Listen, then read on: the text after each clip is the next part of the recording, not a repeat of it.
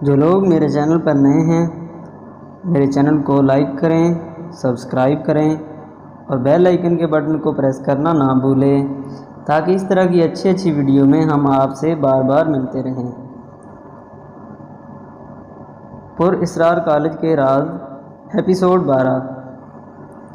یار جاؤ۔ ہادیہ نے اسے وہیں کھڑے دیکھ کر ناگواری سے کہا۔ ہادیہ ابھی چلتے ہیں، دیکھو کتنی ٹھنڈی ہوا چل رہی ہے۔ پہلے آئس کریم پارلر سے دودھ سے بنی آئس کریم کھائیں گے اور پھر ہنٹر ٹاؤن چلیں گے۔ خالص دودھ سے بنی آئس کریم، یم، مزہ آئے گا۔ چلو۔ ہادیہ نے جھٹ سے پلنگ چھوڑا اور چھوٹے شیشے کی لگی خوبصورت چادر اوڑھ لی۔ جلد ہی وہ دونوں آئس کریم پارلر میں خالص دودھ سے بنی آئس کریم سے انصاف کرنے میں مگن تھی۔ دیکھو زویا، بل تم دو گی کیونکہ آئیڈیا بھی تمہارا ہی تھا۔ ہادیہ نے آئس کریم کو منہ میں لیتے ہوئے مزے سے کہا۔ ہاں کیوں نہیں، زویا مسکرائی۔ ابھی وہ دونوں آئس کریم کھانے میں مگن تھی، تب ہی ایکسٹرنل انٹرنس سے سیاہ ہڈی میں ایک شخص اندر داخل ہوا۔ اس کا چہرہ مکمل ڈھکا ہوا تھا۔ اس کے ارد گرد نگاہ دوڑائی اور پھر جلدی ہی اس کی نظر خالص دودھ سے بنی آئس کریم کھاتی لڑکیوں پر ٹھہر گئی۔ اس کی ہڈی سے ہلکی سی گھرگھراہٹ کی آواز نکلی۔ وہ ان دونوں کی سیدھ میں بالکل پیچھے والی میز پر بیٹھ گیا۔ آئس کریم سے بھرا چمچ منہ پہ رکھتے ہی یکدم زویا کی دھڑکنیں عجیب انداز سے دھڑکنے لگیں۔ وہ تیز سانس لیتی ارد گرد نظر دوڑا رہی تھی۔ کچھ تو غلط ہے، کچھ تو عجیب ہے یہاں، زویا نے سوچا۔ وہ خود کو نارمل کرتی اپنی آنکھوں سے ارد گرد لوگوں کو سکیننگ کرنے لگی۔ کچھ بھی عجیب نہیں تھا، لیکن کچھ ہے جو میری آنکھوں سے اوجھل ہے۔ تبھی ایک ویٹر مسکراتا ہوا سامنے کی ٹیبل میں گیا۔ جی سر، آپ کیا آرڈر کرنا چاہیں گے؟ ویٹر نے پوچھا۔ وہ جو کوئی بھی تھا وہ ہادیہ کے بالکل پیچھے تھا، اس لیے زویا اسے ٹھیک سے دیکھ نہ سکی۔ ہڈی پہنے شخص نے اپنی بھاری بھرم سیاہ دستانے اور چڑھے ہاتھ مینو پر رکھے اور 10-12 آئس کریمز ایک ساتھ آرڈر کر دی۔ سر، یہ آئس کریم حاضر کروں یا پیک کراؤں؟ ویٹر نے حیرت سے ہڈی والے شخص کو دیکھا جو 10-12 طرح کی آئس کریم پیک ایک ساتھ طلب کر رہا تھا۔ ابھی اس شخص نے سیاہ دستانے پہنے ہاتھ کو آہستگی سے ٹیبل پر مارا۔ جی سر۔ ویٹر نے حیرت سے اسے دیکھا اور مینیو بک پر اٹھائے آرڈر دیے چلا گیا۔ اس ہڈی پہنے شخص کو دیکھتے ہی وہ گھبرا گئی۔ زویا کی آنکھوں میں پریشانی اور خوف صاف نظر تھا۔ میں تو صاف بچ نکلوں گی، میری پہنچ کی حدود تک بھی نہیں پہنچ پائے گا یہ۔ لیکن ہادیہ، اس کی اصل پریشانی ہادیہ کی حفاظت تھی۔ یہ کون ہے؟ مجھے پتہ لگانا ہوگا، اس نے سوچا۔ ہادیہ، میں ابھی فریش ہو کر آتی ہوں، اس جگہ سے اٹھنا مت، زویا اسے کہتی اٹھ کھڑی ہوئی، جبکہ ہادیہ نے اس بات میں سر ہلا دیا۔ پارلر کے کمرے کے سامنے بنے دھویکل شیشے کے سامنے کھڑی اس نے دل ہی دل میں کچھ پڑھا اور یکدم آنکھیں کھول دیں اور شیشے کی اور دیکھا۔ کارتوس بابا کے کمرے کے خاص حجرے کا پلنگ، جہاں ایک طرف جہنم واصل ہوتا کارتوس بابا اور اس کے ہاتھ میں موجود تعویذ جو وہ چراغ میں جھونک رہا تھا، اور پھر کچھ ہی پل کے بعد اس تعویذ سے سیاہ دھواں نکلا جو آن کی آن حجرے کے ایک طرف بنے روشن دان سے باہر نکل گیا۔ خدارا، اب یہ کون ہے؟ ٹیبل کو ٹھوکر لگاتی وہ جلدی سے ہادیہ کی سمت بڑھی جو آئس کریم کھانے کے بعد اب ارد گرد نظریں گھمائے اسے ہی ڈھونڈ رہی تھی۔ چلو ہادیہ، زویا نے اس کا ہاتھ تھاما اور بل کے پیسے ٹیبل پر رکھتے ہوئے کہا۔ ہاں چلو۔ ہادیہ بھی فوراً سے اٹھ کھڑی ہوئی۔ ہڈی پہنے شخص نے ارد گرد مڑ کر ایگزٹ پوائنٹ سے نکلتی دونوں لڑکیوں کو دیکھا اور اطمینان سے آئس کریم کھانے لگا۔ اس کا چہرہ ابھی بھی ڈھکا ہوا تھا۔ تھینکس یار، تم بھی، مجھے فرق نہیں پڑتا، بس بہت اچھی۔ ہادیہ نے زویا کی گال کو پکڑے مسکراتے ہوئے کہا۔ زویا محض مسکرا دی۔ وہ خود کو لاکھ نارمل رکھنے کی کوشش کرتی۔ ہادیہ کا ہاتھ ہمیں گلیوں میں گھوم رہی تھی۔ وہ ہڈی والا شخص پیچھا ضرور کرے گا، اسے یقین تھا۔ میں ہادیہ کو اس منحوس سے کس طرح بچاؤں؟ مجھے تو اس کے ارادے بھی معلوم نہیں۔ وہ ہادیہ کو وہ گھر بھی نہیں چھوڑ سکتی تھی کیونکہ وہ جانتی تھی ہادیہ وہاں بھی محفوظ نہیں ہوگی۔ کیا کروں؟ وہ دونوں ہاتھ کمرے میں رکھے نہ جانے کن سوچوں میں گم تھی، جبکہ ہادیہ ٹھنڈی ہوا اور رات کی تاریکی کا لطف لیتی ارد گرد مصروف زندگی کو دیکھنے میں مگن تھی۔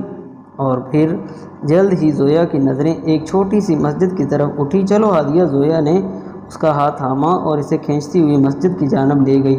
ارے ارے، ہم تو ہنٹر ٹاؤن جانے والے تھے۔ ہاں، ہادیہ نے اسے مسجد کی سمت دیکھ کر حیرت سے کہا۔ ہاں ضرور، ہم وہاں بھی جائیں گے۔ زویا نے بس اتنا ہی کہا۔ عشاء کی اذان اور نماز کا وقت مکمل ہو چکا ہے، لیکن مسجد کے صحن میں ابھی بھی کچھ مرد حضرات امام مسجد کے ارد گرد دائرے بنائے درس سننے میں مگن تھے۔ ہادیہ اور زویا یکدم سے اندر داخل ہوئیں۔ کچھ مرد حضرات ان کی طرف بڑھے، لیکن امام صاحب نے اشارے پر واپس بیٹھ گئے۔ بوڑھے امام صاحب دھیرے سے اٹھے اور زویا کے قریب گئے۔ بیٹی، مسجد سے مغلق حجرے میں جاؤ، وہاں تم دونوں محفوظ ہو۔ یہ کہتے ہی امام صاحب واپس اپنی جگہ پر تشریف لے گئے اور سلسلہ کلام پھر سے جوڑ لیا۔ زویا ہادیہ کو لیے اس خوبصورت پرسکون حجرے میں آ گئی۔ ہادیہ، یہ کتاب پڑھو۔ زویا نے اسے کالج ہسٹری کے متعلق لکھی کتاب تھمائی جو ہادیہ نے لائبریری سے اٹھائی تھی۔ میں فجر سے پہلے تمہیں گھر چھوڑ دوں گی۔ آج رات تمہیں یہی ٹھہرنا ہے۔ ہنٹر ٹاؤن ہم پھر کسی رات چلیں گے، زویا نے کہا اور اسے سختی سے وہیں بیٹھے رہنے کی تلقین کرتی اٹھ کھڑی ہوئی۔ اس کا رخ مسجد کی بیرونی دروازے کی سمت تھا۔ آنکھوں میں آنسو لیے وہ صلاح الدین کے سامنے کھڑی تھی۔ خدارا، صلاح الدین ہماری بچی کو بچا لے، نہ جانے کہاں ہے۔ روما نے ہچکی لیتی مسلسل سسکیوں سے کہا۔ کیا کہہ رہی ہو خاتون؟ کیا ہوا ہے میری بیٹی کو؟ بسمل۔ صلاح الدین بھی یکدم گھبرائے اندر کی طرف دوڑے۔ باکر، صفدر، رشیدہ، بسمل کہاں ہیں؟ وہ بلند آواز میں غصے سے دہاڑے۔ وہ تینوں ڈرے سہمے سر جھکائے کھڑے تھے، جبکہ صلاح الدین کی گرجدار آواز پوری حویلی نما بنگلے میں گونج رہی تھی۔ اس پرسکون حجرے میں وہ دیوار سے ٹیک لگائے تپائی پر رکھی کالج ہسٹری پر مشتمل کتاب پڑھنے میں مگن تھی۔ اور پھر نہ جانے یکدم سے اس کے سینے پر ایک شدید قسم کا درد اٹھا۔ وہ اچانک سے ہی ہانپنے لگی اور تپائی پر لڑک گئی۔ شہزادیوں جیسے سیاہ لباس میں ملبوس ہانپتی کانپتی وہ بگی کے پیچھے بھاگ رہی تھی، جو اس کی نظر سے لمحہ بلمحہ دور جا رہی تھی۔ شاید وہ منزل کے بہت قریب تھی جب اس نے محسوس کیا کہ ارد گرد کا سارا منظر یکدم سے بدل گیا ہو۔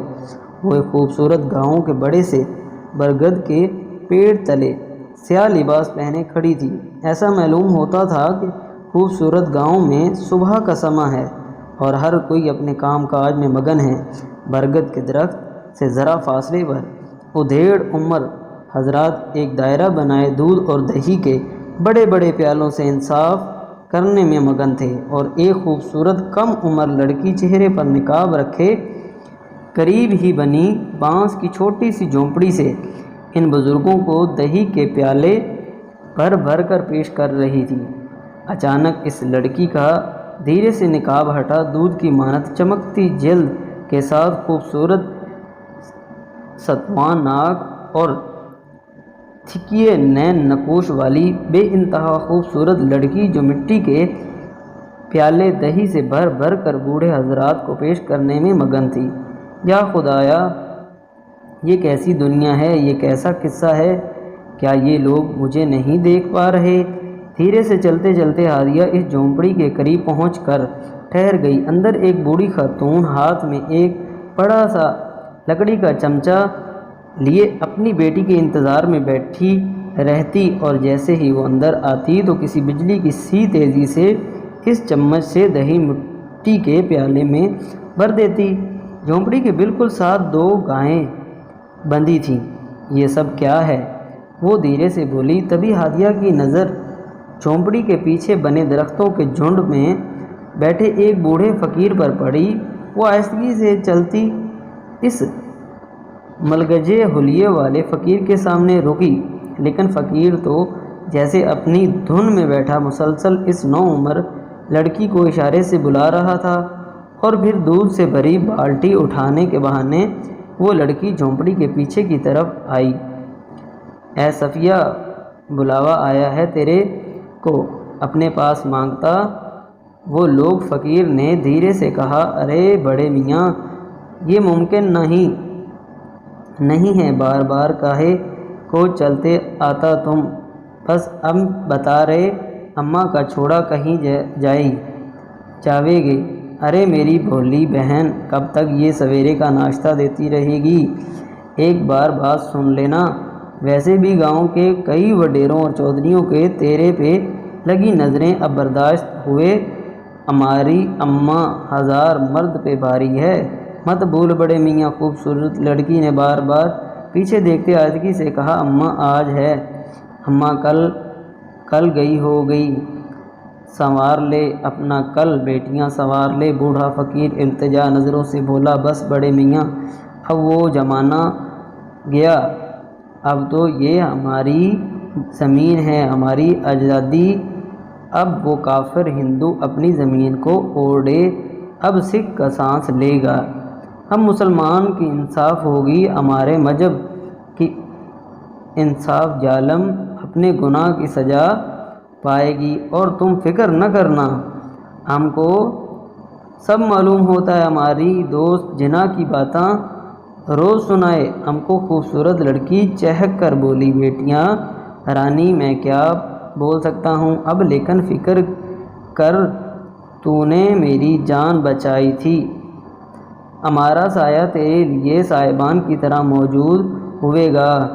बूढ़े फ़कीर ने कहा, चल अब जा और बोल दे मुझे अपने शेरों को खाना देना है। सफ़िया ने कहा, बिटिया सोच ले एक बार। और बूढ़ा फ़कीर न जाने कौन सी बात मनवाना चाहता था। ख़त्म कर किस्सा मोरे, अब ये दही तू सामने से आ जा और बता दे जाके इन लोगों को कि अम्मा को छोड़े ना जाओ।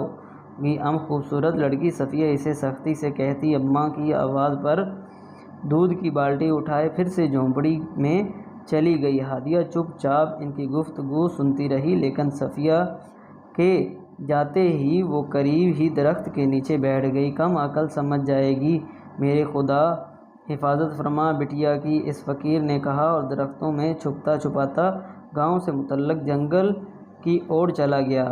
हादिया आंखों पर दोनों हाथ रखे खामोशी से बैठी रही। अचानक ही घोड़ों की हनहनाने की आवाज़ सुनकर वो जैसे यकदम सी हड़बड़ा गई।